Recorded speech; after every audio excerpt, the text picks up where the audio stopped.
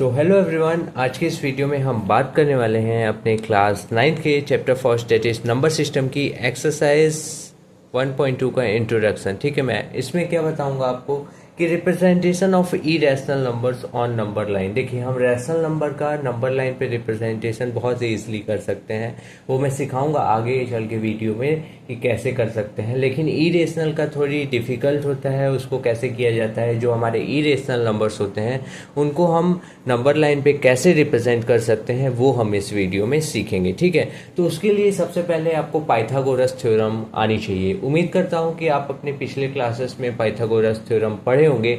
अगर नहीं पढ़े तो मैं आपको समझा देता हूँ, बहुत ही अच्छे से आपको समझ में आ जाएगा एंड बहुत ही इजी है। आप टेंशन बिल्कुल ही मत लीजिए कि आप नहीं पढ़े तो कोई दिक्कत होगी। ठीक है, सो चलिए देखिए पाइथागोरस थ्योरम क्या होता है। तो पाइथागोरस थ्योरम हमेशा ट्राइंगल के ऊपर लगता है। किसके ऊपर लगता है? तो ट्राइंगल के ऊपर लगता है। जब ट्राइंगल हमारा राइट एंगल होता है ना, तभी हमारा पाइथागोरस थ्योरम लगेगा, अदरवाइज नहीं लगेगा। फर्स्ट कंडीशन इज व्हाट कि ट्राइंगल हमारा पाइथागोरस थ्योरम तब लगेगा जब ट्राइंगल में हमारा 90 डिग्री, एक एंगल 90 डिग्री होना ही चाहिए। अगर एक एंगल 90 डिग्री होगा तो हम पाइथागोरस थ्योरम को क्या कर सकते हैं? अप्लाई कर सकते हैं ट्राइंगल के अंदर। ठीक है, और ये ट्राइंगल के ही लिए वैलिड है ये फॉर्मूला। ठीक है, और किसी के लिए नहीं वैलिड है। ठीक है, ये मतलब थ्योरम। ठीक, तो देखो पाइथागोरस थ्योरम में क्या होता है कि हमें क्या बोलता है। तो सबसे पहले आप समझ लीजिए, ये सपोज करिए कि आपका राइट एंगल ट्रायंगल है। कैसे मेरे को पता चल रहा है यहाँ पे 90 डिग्री कहाँ पे बन रहा है? तो आप देख सकते हैं यहाँ पे हमारा क्या बन रहा है, 90 डिग्री बन रहा है। ठीक है, अब जो 90 डिग्री के जो जस्ट सामने वाली साइड होती है ना, उसको हम क्या बोलते हैं? तो हाइपोटेनस बोलते हैं। क्या बोलते हैं? हाइपोटेनस। ठीक है, जो सबसे लॉन्गेस्ट साइड, जो ट्राइंगल की सबसे लॉन्गेस्ट साइड होती है, उससे हम क्या बोलते हैं? तो हाइपोटेनस बोलते हैं। ये है हमारी क्या? हाइपोटेनस। ठीक है, फिर जो नीचे वाली होती है उसे हम क्या बोलते हैं? तो उसे हम बेस बोलते हैं।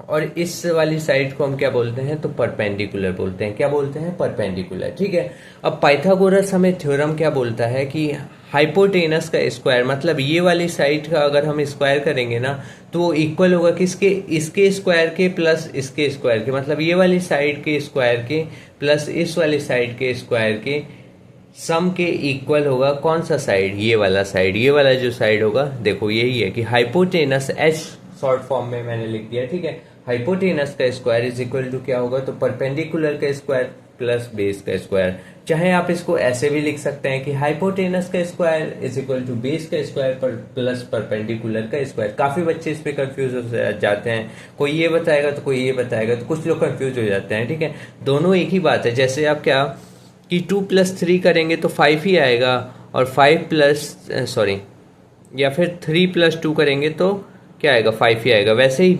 परपेंडिकुलर स्क्वायर प्लस बेस का स्क्वायर करेंगे, चाहे बेस का स्क्वायर प्लस परपेंडिकुलर का स्क्वायर करेंगे, बात तो वही है ना।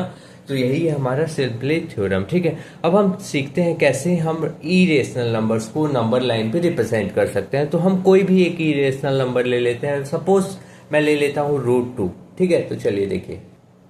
सो एक्चुअली देखिए, मैंने एक इरेशनल नंबर ले लिया, डेट इज √2। अब देखिए, मैं इसको बोलता हूँ कि आप इसको रिप्रेजेंट करिए नंबर लाइन पे। ठीक है, तो देखिए इसको नंबर लाइन पे रिप्रेजेंट करने के लिए क्या क्या आपको करना पड़ेगा। सो एक्चुअली देखिए, हमें नंबर लाइन पे कभी भी रिप्रेजेंट करने के लिए इरेशनल नंबर्स को ना, हमें क्या करना पड़ता है? एक पहले कंस्ट्रक्शन करना पड़ता है। तो कंस्ट्रक्शन हम कैसे करेंगे?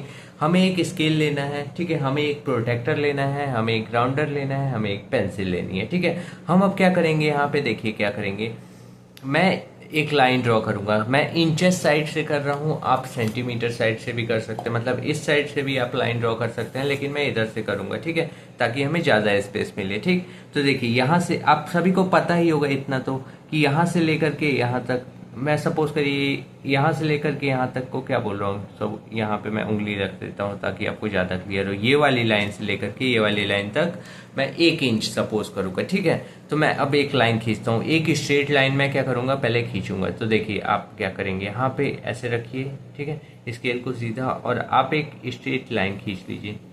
स्ट्रेट लाइन आपको खींचनी है। क्या करनी है? Straight line. ठीक है, ये मैंने खींच लिया एक स्ट्रेट लाइन। ठीक है, अब आपको क्या करनी है कि 1-1 इंचेस की दूरी पे आपको नंबर्स लिख लेने हैं। जैसे सपोज करिए यहाँ से लेकर के मेरा 1 यूनिट हो गया। ठीक है, फिर यहाँ से लेकर के 1 यूनिट हो गया, फिर यहाँ से लेकर के ये 1 यूनिट हो गया। फिर यहाँ से लेकर के ये मैं इसको आगे बढ़ाया तो ये मेरा 1 यूनिट हो गया ना। ये ऐसे हमारा 1 1 यूनिट चलते जा रहा है, ठीक है। अब सपोज करिए मैं इसको क्या दे देता हूँ, 0 दे देता हूँ, तो ये क्या हो जाएगा, यहाँ पे हमारा 1 हो जाएगा। यहाँ पे क्या हो जाएगा, मैं नंबर्स को लिख लेता हूँ ना सिंपली। यहाँ पे हमारा क्या हो जाएगा 2, यहाँ पे क्या होगा तो माइनस का 1, यहाँ पे क्या होगा तो माइनस का 2, और ये लाइन हमारी ऐसे बढ़ती जा रही है। मैंने नहीं ड्रॉ की, इतना ही ड्रॉ किया, ठीक है, क्योंकि हमें √2 का चाहिए, ठीक है। अब मैं यहाँ से क्या ले लूंगा, देखिए अब मैं यहाँ पे 1 के पास जाऊंगा। 1 के पास जाकर के मेरे को क्या ले लेना है, मेरे को ये ले लेना है, ठीक है। मेरे को इसको लेकर के यहाँ पे रखूंगा मैं 1 के पास। कहाँ पे रखा मैंने, 1 के पास रखा, ठीक है। ये मैंने 1 के पास रखा। इसको आपको नापने तो आता ही होगा। यहाँ से मैं 90 डिग्री नापूंगा इस by the help of this, ठीक है।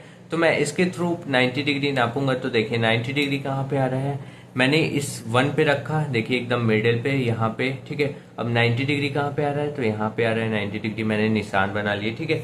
अब मेरे को 1 से एकदम स्ट्रेट लाइन 1 यूनिट की, मतलब कि 1 इंचेस की खींचनी है, ठीक है। तो मैं खींच लेता हूँ यहाँ से, देखिए एकदम 90 डिग्री पे होना चाहिए, ठीक है। ये मेरा सपोज करिए यहाँ से मैं खींच रहा हूँ, ये रहा, ठीक है। अब देखिए एकदम स्ट्रेट होनी चाहिए, ठीक है। ये बात आपको ध्यान रखनी है। अब देखिए ये मैंने खींचा, तो यहाँ से देखिए ये आप ऐसे खींच सकते हैं, ठीक है। ये देखिए एकदम यहाँ तक मैंने खींची, हल्का सा इधर उधर हो गया, चलो कोई बात नहीं, ठीक है। अब मैं क्या करूंगा, 0 से यहाँ इसको जोड़ दूंगा। सपोज करिए ये मेरा 0 है, ये मेरा 1 है। इस पॉइंट को मैं नाम दे दे रहा हूँ, ये पॉइंट है मेरा B, ठीक है। यहाँ से लेकर के इसको मैं क्या कर दूंगा, तो ज्वाइन कर दूंगा। क्या करूंगा, ज्वाइन करूंगा, ठीक है। अब आपके दिमाग में उठना चाहिए, रुकिए पहले मैं क्या बताता हूँ आपको। √2 मेजर करना था ना नंबर लाइन पे, तो √2 आप कैसे मेजर करेंगे। ये जो हमारा हुआ ना, ये मेरा √2 हुआ। कैसे हुआ, तो देखिए कैसे हुआ मैं आपको सिखाता हूँ, वो कैसे हुआ हमारा √2। तो देखिए √2 हमारा कैसे होगा, तो मैं इसको क्या करूंगा ना, देखिए यहाँ पे सिंपली हम क्या करेंगे, बाय यूजिंग पाइथागोरस थ्योरम लिखते हैं क्या, कि बाय यूजिंग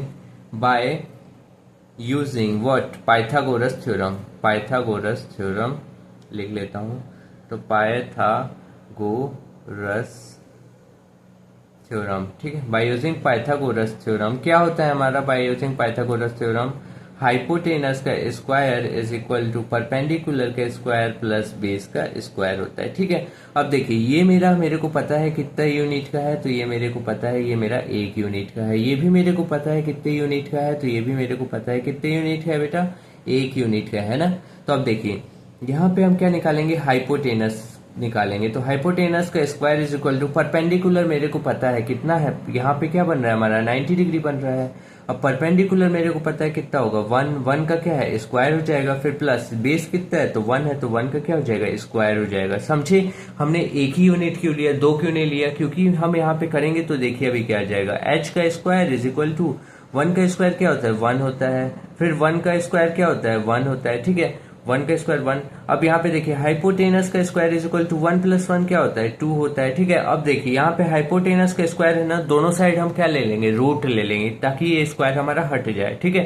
तो हम क्या ले लेते हैं, रूट ले लेते हैं। तो रूट का h square is equal to root का 2 हो जाएगा। अब ये स्क्वायर से ये रूट हमारा क्या हो जाएगा, तो कैंसल हो जाएगा, ये स्क्वायर से ये रूट हमारा क्या हो जाएगा, कैंसल हो जाएगा। तो हम काट देंगे, ठीक है, अपने मन में काटिएगा, ऐसे नहीं काटना है, ठीक है। तो h इज इक्वल टू क्या हो जाएगा, तो √2 यहाँ पे हमारा आ जाएगा, मतलब हाइपोटेनस इज इक्वल टू √2। जब हम परपेंडिकुलर 1 लेंगे एंड बेस 1 लेंगे, तो परपेंडिकुलर भी हमने 1 यूनिट ले लिया एंड बेस को भी 1 यूनिट इसीलिए लिया ताकि ये हमारा √2 आ जाए।